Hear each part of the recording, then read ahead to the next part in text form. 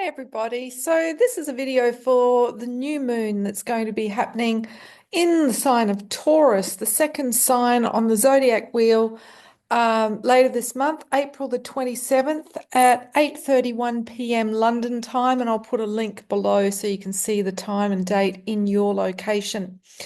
So Taurus is ruled by Venus. Venus, as we know, came out of the underworld on the full moon in Libra.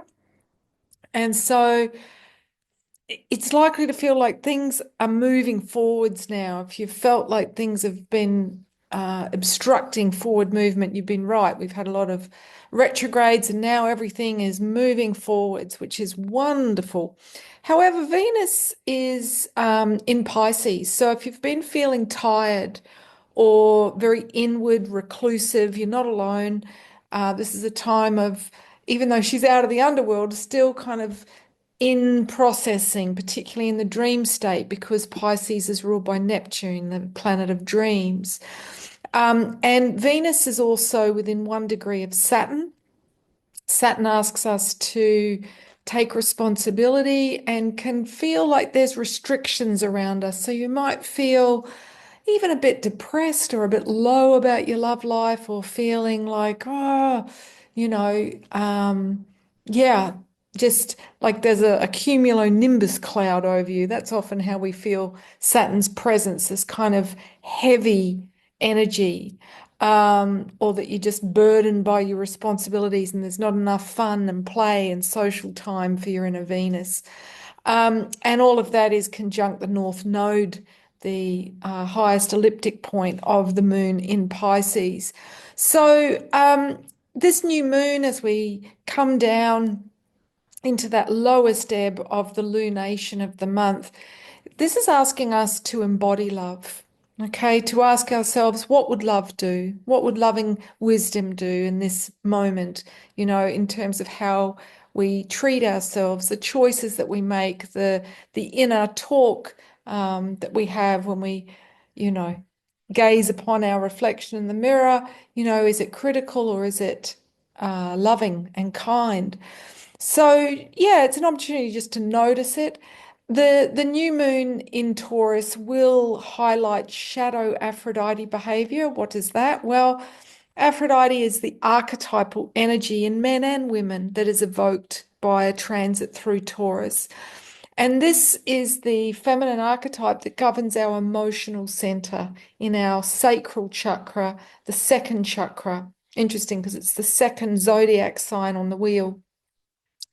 And when this aspect is immature, we are needy emotionally. We need validation. So we might flirt in order to, or dress in a way that, we hope will give us attention, positive attention for our appearance. We will put it out there and leak sexual energy in order to, get affirmations that we're lovable and beautiful. And if we don't get it, then we might be moody. Okay. So that's shadow Aphrodite. But when she's empowered, so when we have found the ability to be our own lover, okay, to find the bridegroom within, or for the guys, the bride within, and we are mature and whole and self-regulating, self-fulfilling, then the embodiment of Venus is more balanced emotionally. And this is when, instead of just being flattered into partnership, flattery of the ego is why seduction works, okay, when people tell you what you want to hear. Whereas as we mature, we get better at spotting that and saying, well, hang on a minute, this isn't even about me. This is you projecting an ideal or a fantasy onto me, and we want to discern whether the person's intentions are clear to them as well as to you, whether or not the values are compatible. I had dinner the other night with a chap who believed in Sharia law. So to him, The idea of chopping off someone's hand or stoning someone to death was absolutely plausible. So I told him there and then there would be no chance of a relationship.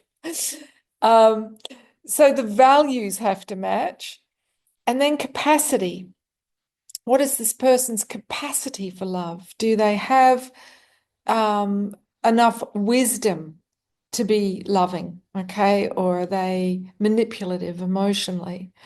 So, yeah, this is a time when, as we come to this new moon, we are integrating what has been a very intense eclipse season. So, this is understanding that we have the opportunity, this new moon, for a new chapter, one where we do take responsibility, with it being right next to Saturn, the planet of Taurus, to the planet of Venus, which rules Taurus, to create our own abundance in a way that is joyful, because the sacral is about joy and creativity. So if you're not enjoying what you're doing, it's a way of saying, okay, how can I make this more enjoyable? Yeah, how can I exercise more creativity? And to assist with that, we have Mars, the planet of action, and Pluto, the planetoid of death and rebirth, of seeing the shadow, of transformation, forming a T-square to this new moon.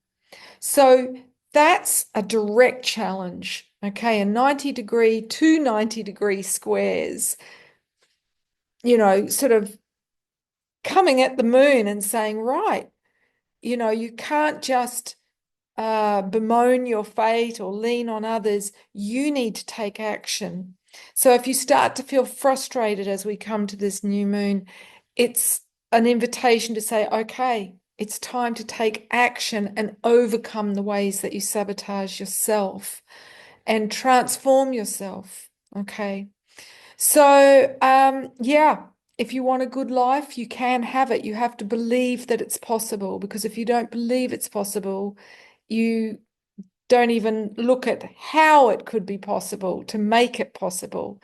And that's usually the case if between the age of 7 to 14 years of age, we were constantly told, you can't have that. We don't have money. Money doesn't grow on trees.